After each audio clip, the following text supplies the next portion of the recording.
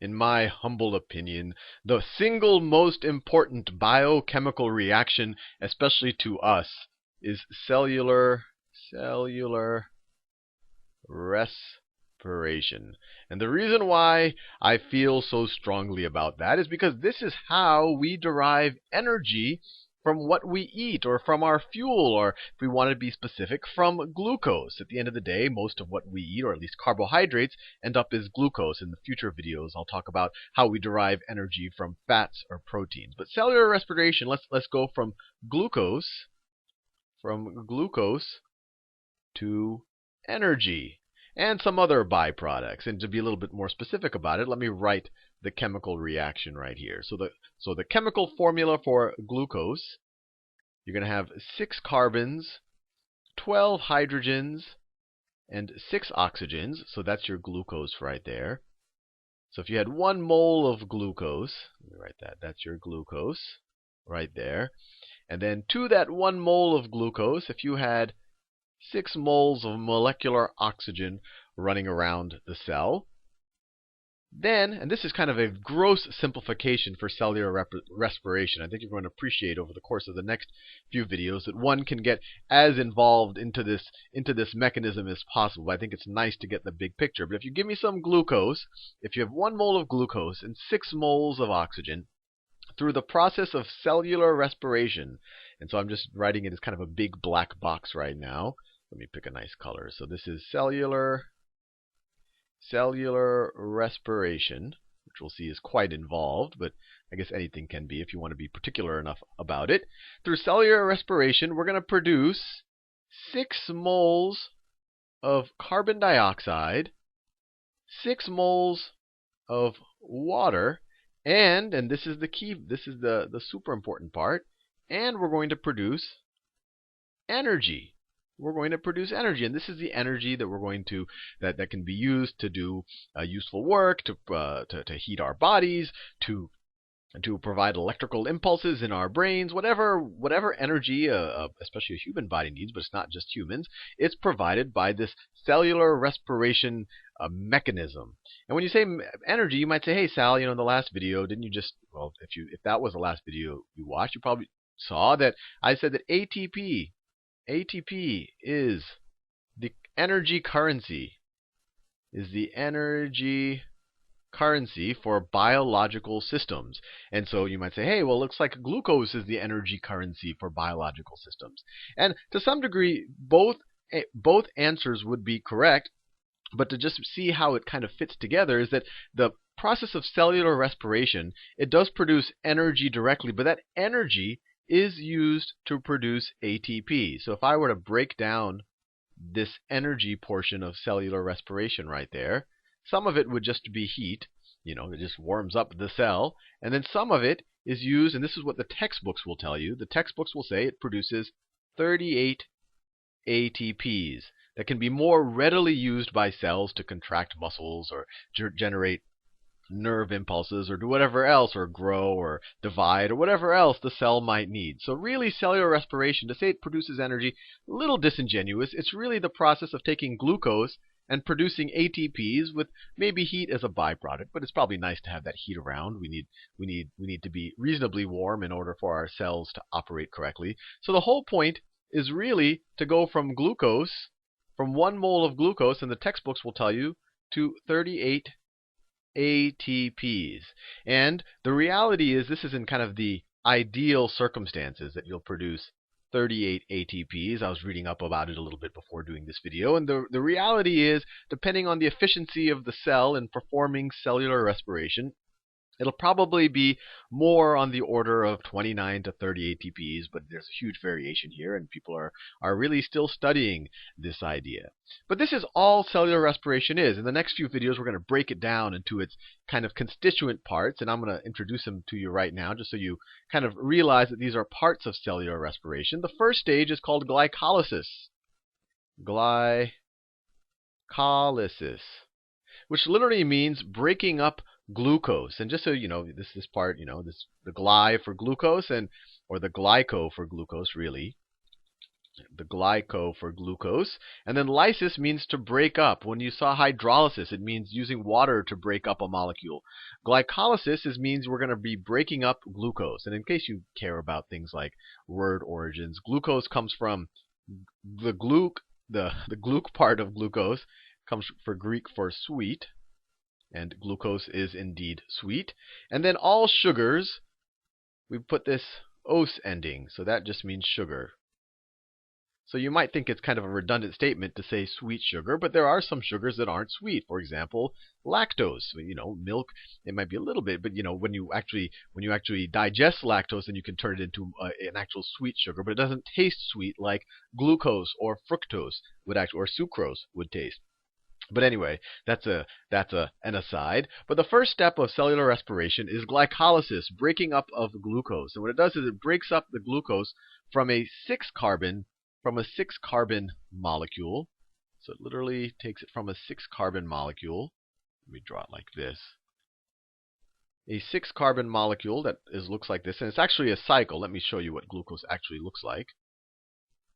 This is glucose right here, and notice you have 1, 2, 3, 4, 5, 6 carbons. I got this off of Wikipedia. Just look up glucose and you can see this diagram if you want to kind of see the details where you can see I have 6 carbons, 6 oxygens. That's 1, 2, 3, 4, 5, 6. And then all of these little small blue things are my hydrogen. So that's what glucose actually looks like. But the process of glycolysis, you're essentially just taking I'm writing it out as a kind of a string, but you could imagine it as a chain, and it has oxygens and hydrogens added to it, to each of these carbons. But it has a carbon backbone, and it breaks that carbon backbone into two.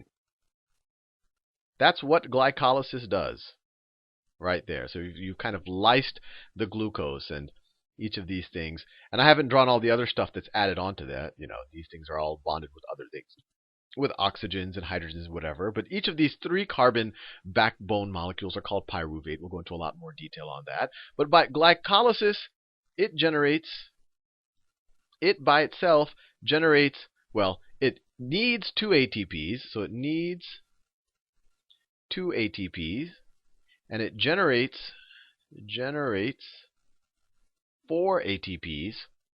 So net, on a net basis, it generates 2, let me write this in a different color. It generates 2 net ATPs. So that's the first stage. And this can occur completely in the absence of oxygen. I'll do a whole video on glycolysis in the future. Then these byproducts, they get re-engineered a little bit, and then they enter into what's called the Krebs cycle. They enter what's called the Krebs cycle, which generates another 2 ATP. And then, and this is kind of the interesting point, there's another process that you can kind of say happens after the Krebs cycle, but we're in a cell and everything is bumping into everything all of the time. But it's normally kind of viewed to be after glycolysis in the Krebs cycle. And this requires, this requires oxygen.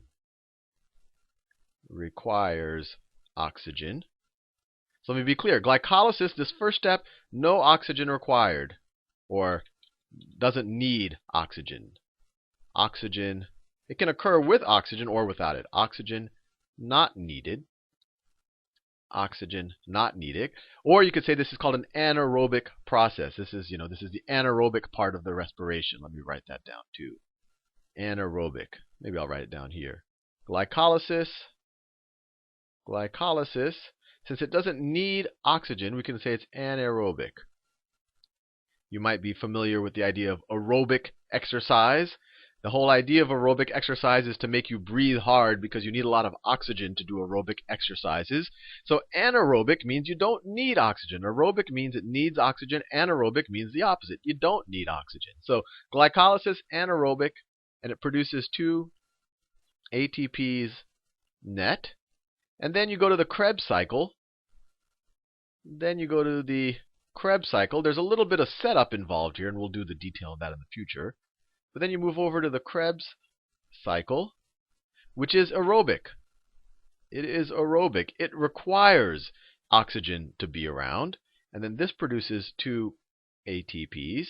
And then this is the part that, frankly, when I first learned it confused me a lot, but I'll just write it in order the way it's traditionally wrote. Then you have something called, we're using the same colors too much, you have something called the electron transport chain. Electron transport chain. And this part gets credit for producing the bulk of the ATPs, 34 ATPs. And this is also aerobic. It requires oxygen. So you can see, if you had no oxygen, if the cells weren't getting enough oxygen, you can produce a little bit of energy, but if you don't, but it's nowhere near as much as you can produce once you have the oxygen. And actually, when you start running out of oxygen, this can't proceed forward. So what happens is some of these byproducts of glycolysis, instead of going into the Krebs cycle in the electron transport chain where they need oxygen, instead they go through a side process called fermentation. Fermentation.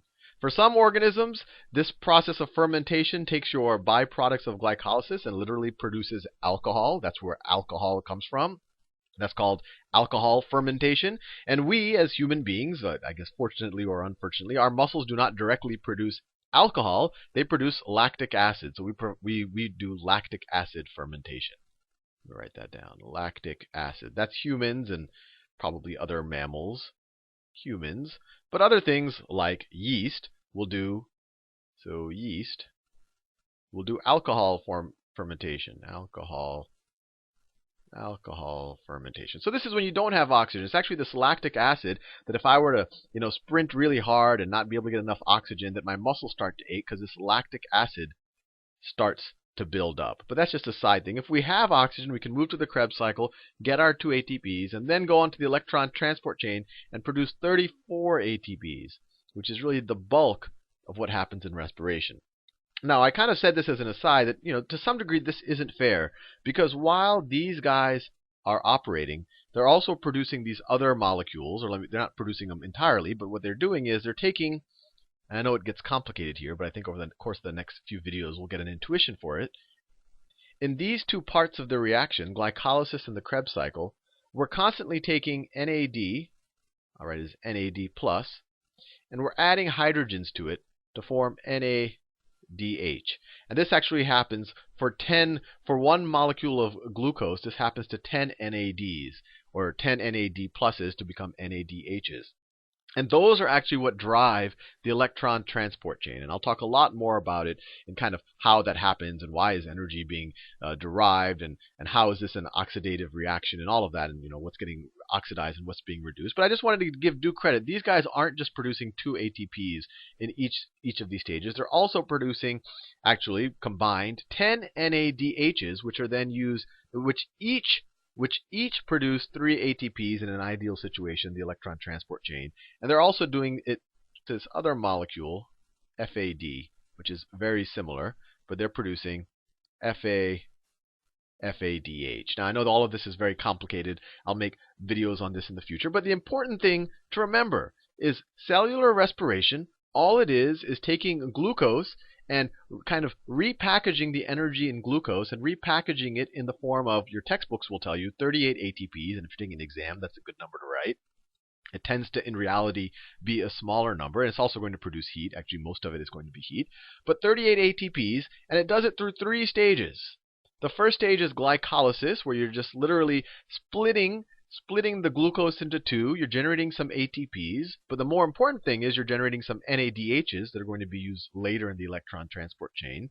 Then those byproducts are split even more in the Krebs cycle, directly producing 2 ATPs, but that produces a lot more NADHs. And then all of those NADHs are used in the electron transport chain to produce the bulk of your energy currency, or your 34 ATPs.